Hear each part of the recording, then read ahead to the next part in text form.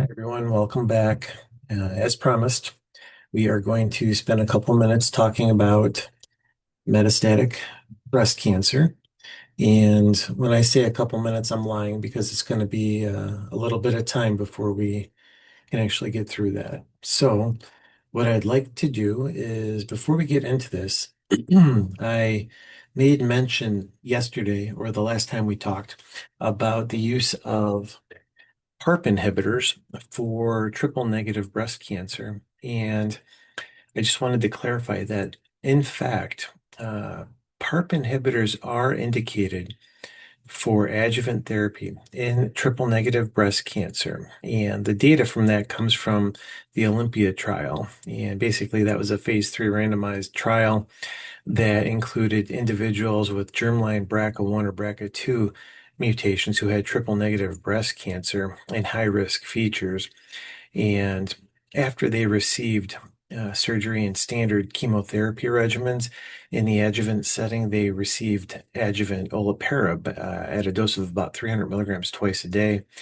And the invasive disease-free survival metric was about 80, almost 86% at 3 years. And that for the comparator, which was placebo, was 77%. So when they did the statistics, the hazard ratio came out to be about 0.58 in favor of the use of olaparib for that subgroup of patients with triple negative breast cancer. So again, it does have the ability to improve survival in that subset of patients. Okay, so I just wanted to clarify that. All right. Moving forward, metastatic disease or stage 4 disease. Recall that when we talk about metastatic disease for pretty much all of the solid tumors that we'll discuss in this course, the tumor itself or tumor cells have left the primary site and they have traveled to a distant site. And recall that breast cancer likes to travel to the bone or the liver. It does invade the central nervous system and it will get into the lungs as well. And stage 4, again, is deemed incurable. And so our treatment approach here is largely palliation. We want to prolong survival, but we want to give quality of life at the same time. Yeah, right. We don't want to do more harm than good with the treatment. We still want the patient to have some form of quality of life despite their treatment and despite their cancer.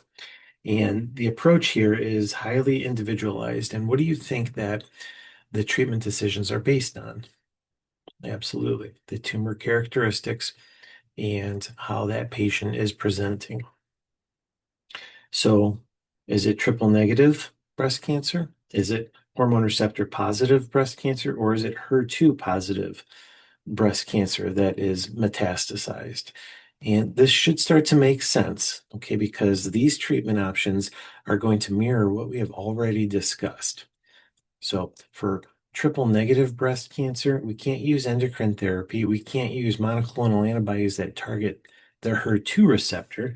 So, we do fall back on chemo. But for a subset of individuals with triple negative disease, we can actually employ immunotherapy as well. So, immune checkpoint inhibitor therapy for a subset that we'll talk about. Hormone receptor positive disease. Again, endocrine therapy is going to be the backbone. And again, the endocrine therapy that we select is going to be based on menopausal status, functioning or non-functioning ovaries. But we are also going to add on another drug to the endocrine therapy, these cyclin-dependent kinase inhibitors. And we'll talk about those. However, if you have a patient who has symptomatic disease, if your patient is presenting with bone metastases that are very, very painful, if your patient has hemoptysis because they have a lung metastasis, or if they have some cognitive decline or seizures secondary to a CNS met, endocrine therapy doesn't work overnight.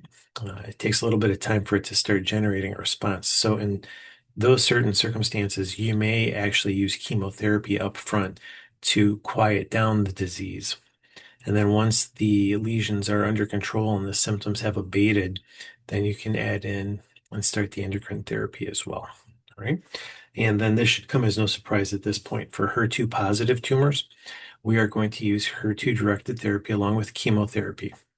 If the patient has HER2 positive tumors that are also hormone receptor positive, then we can use HER2 therapy with endocrine therapy, the triple negative scenario. Okay, so that will be the basis then of our subsequent discussions here. Okay?